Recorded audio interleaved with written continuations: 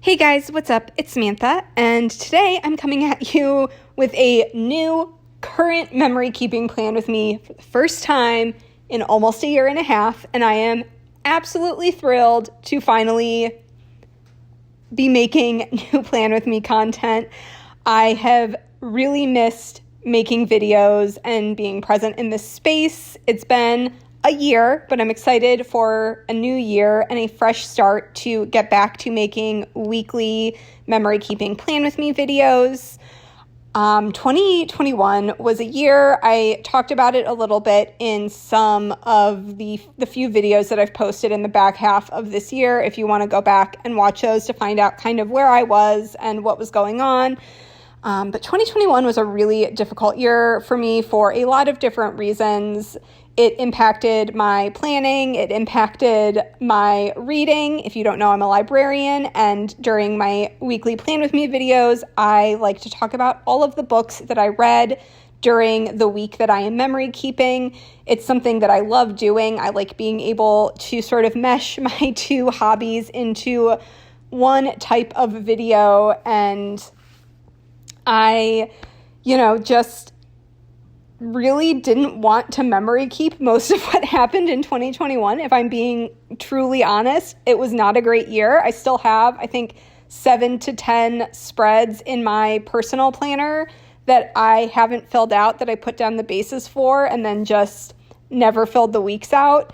So I still need to go back and do that for myself. And then I will probably film a flip through of those spreads at some point once I'm done filling out all of those spreads. But I'm really excited for this clean slate and to get to plan 2022 on camera with you guys, or memory keep 2022 with you guys. Hopefully this year is going to be a lot better than 2021 was. It was a very, very difficult last year for me. So I am excited for all of the things that will be happening this year, including moving into our house. If you did not see my earlier videos or you don't follow me on Instagram, my husband and I are building a house, and it should be ready to be moved into sometime this spring, hopefully end of March, April, sometime in there, who knows. But yeah, I'm very excited for that, and, be able to talk about it with you guys in these videos as it's happening and fill you guys in on what's going on. But yeah, so this week that I'm memory keeping was the split week between December and January. So whatever week has January 1st in it is traditionally what I view as my first spread of the year. So I am, this week was a week. I feel like 2021 ended in a very 2021 fashion. My husband got COVID. He was fully vaccinated. But he had not gotten his booster yet, and he got pretty sick with COVID. He was sick for a very long time, very symptomatic, had a fever for 9 days or something. He is a physician, and he sees patients every day, so he probably just got it from work. Thankfully, I did not get it. I was boosted 3 weeks before he got sick, so I'm hoping that's what protected me, but thankfully I did not get sick. Joe's feeling much better now, but it was just sort of a bummer of a week. This was his second week of isolation, so it was also a strange week for me because I couldn't go anywhere, and I also was trying to keep Joe company from a separate room, so we did a lot of video games on Discord together, and I probably played more video games over the last 2 weeks than I have in the last year combined, just because I was hanging out with Joe virtually on Discord while we played video games. So I did not read as much this week, or my reading habits were very different this week than they usually are. I usually am reading throughout the day, and I'll have audiobooks on while I'm doing other stuff, like chores and things around the house, or running errands, but I didn't really do that the last couple weeks. I did this week hit my 2021 reading goal, which had been modified to be lower twice. I had several reading slumps in 2021, which is unusual for me to go through periods where I just am not really reading or barely reading at all. I had that happen several times to me this year, just because of stress and things happening in life outside of my control, being way busier than usual. But I did hit my 180 out of 180, which is lower than I've read the past few years, but I still got there. And before I get into talking about the books that I finished this week, I did want to say this kit is from Scribble Prints Co. And this is the January mystery kit from 2021, I believe. She just did a reformat of this, and that should still be in her shop right now. So if you like this kit, there is a reformatted version of it up in shop right now.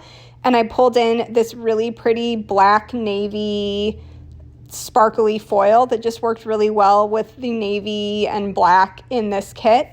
And I think she called it black glitter, but it definitely has a navy tilt to it. Like in light, it looks more blue to me than black, but it just works. It's really pretty with this kit. I also pulled in some gold foil stuff. I had a Happy New Year's quote box that I put in the quote box area, and I pulled in some gold scripts and stuff, but this is just, I really like the colors.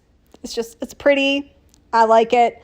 I feel like I don't do purple very often in my planner. So it was weird. I was pulling all of my icons for this week. I'm there's so many purple things. I never use purple. I have tons of purple everything because I never use it. But yeah, so getting into what I read this week, in the end of 2021, in December, I decided to reread the Mistborn series because I just was not really liking a lot of what I was picking up and feeling ambivalent or disappointed by a lot of things. So I'm I'm going to reread something that I know I like and that will not disappoint me when I get to the end of it. So I was finishing that reread up of the Mistborn Era 1 books this week. So I finished Hero of Ages, which is the third book in the series.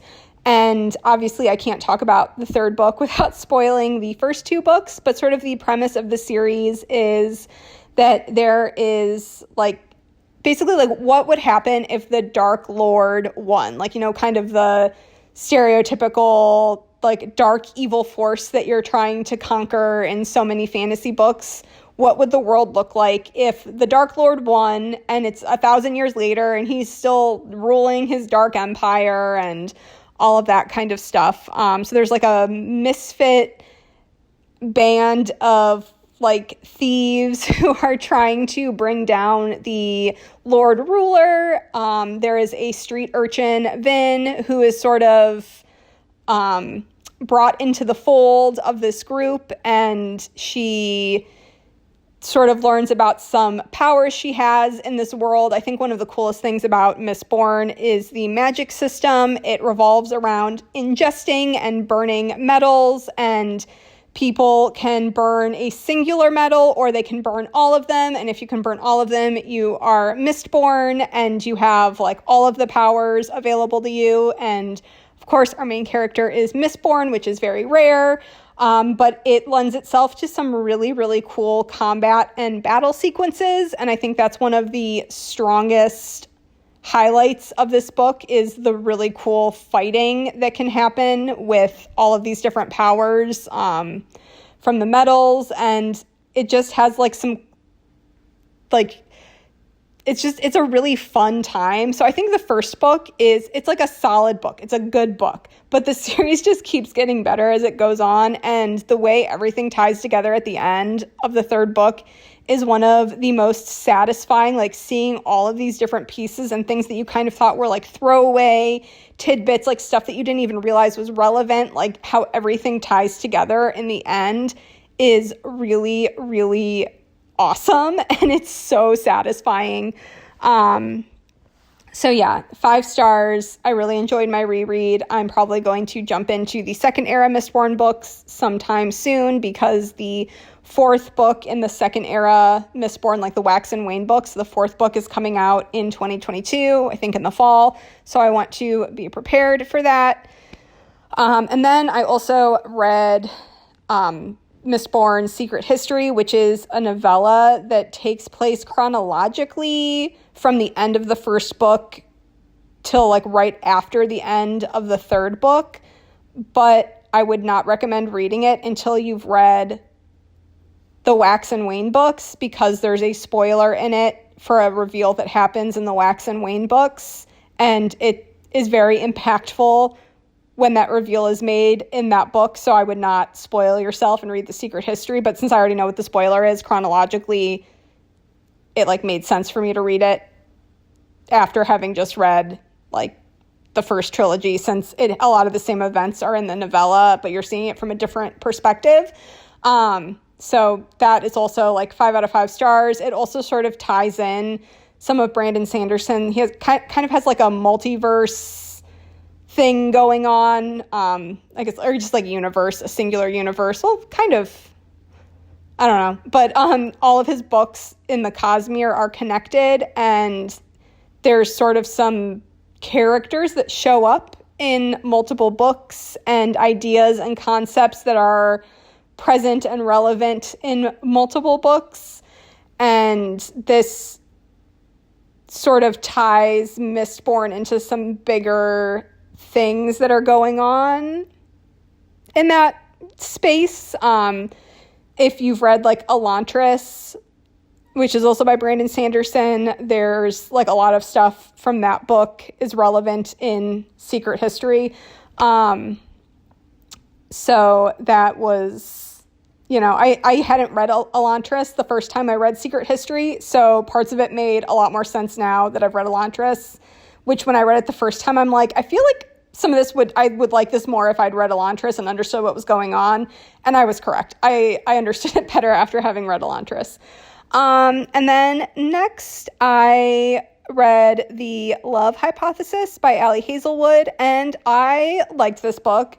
I think I gave it 4 stars on Goodreads, but it's probably more like a 3.75, 3.75. And I was just feeling generous because I really liked the spice in that book. It's like not even anything like super far out there, but I don't know. It was just something about that scene was just like chef's kiss for me. It just worked. But I thought it was cute. It made me really glad that I didn't go, like, I got out of STEM academia and became a librarian instead. But yeah, I liked it.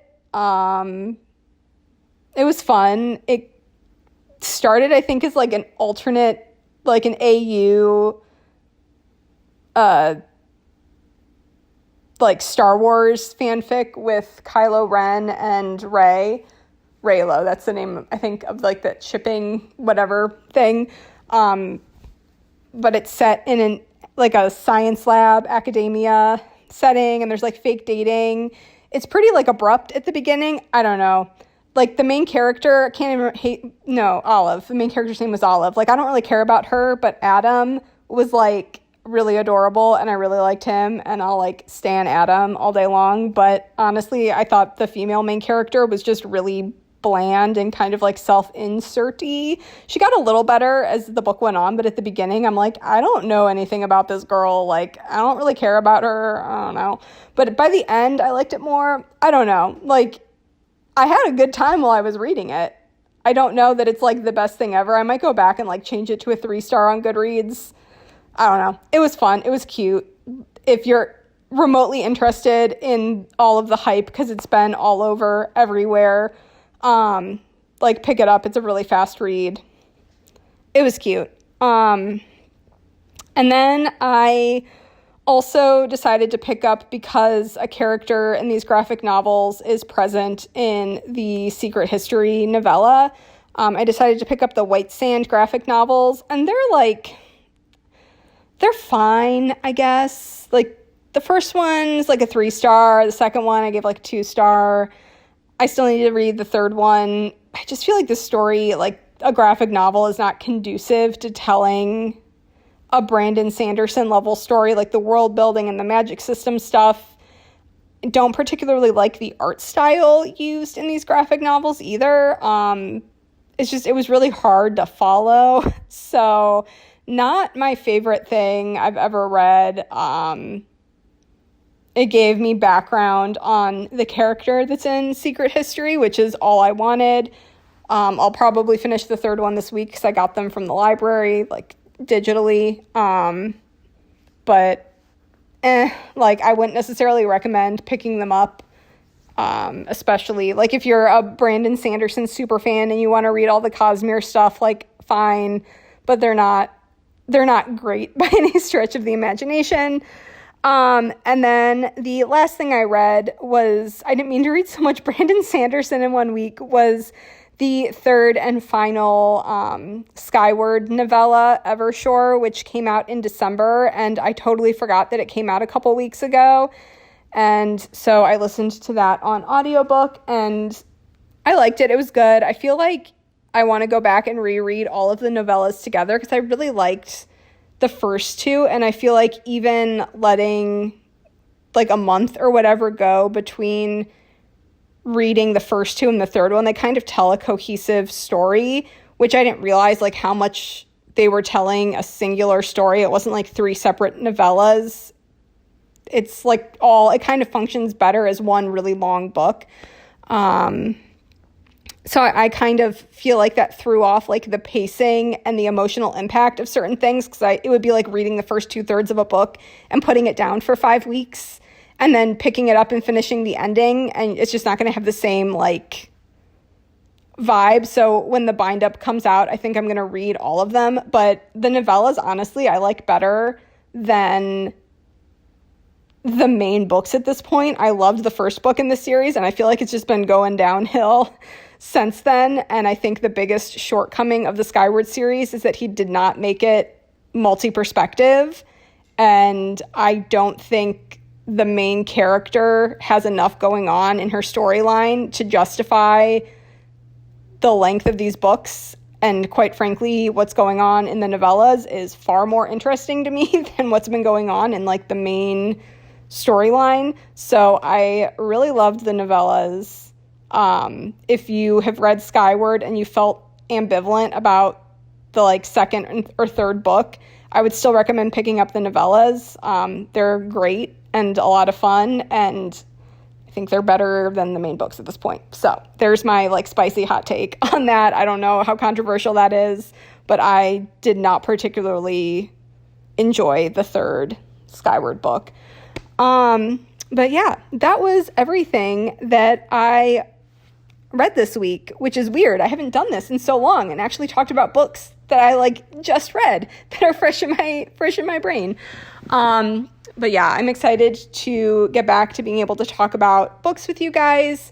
I have a lot of reading plans for this year, a lot of stuff that I'm excited to get to that I didn't get to in 2021. I'm looking to read, some more adult romance, some backlist fantasy. I have a bunch of backlist fantasy series that I'm really excited to get to, and getting back on top of my like ARC reviewing game so I can talk about books before they release with you guys, get you guys excited about them too, or tell you, don't spend your money on this. So, yeah. So this is the finished spread. I really love how it turned out. I love the colors. Just like, it feels so good to be back, guys. It just feels so good. So thank you guys so much for watching. As always, links to my Instagram and Goodreads will be in the description down below, along with all of the shops that I used. And I will talk to you guys in my next one. Bye.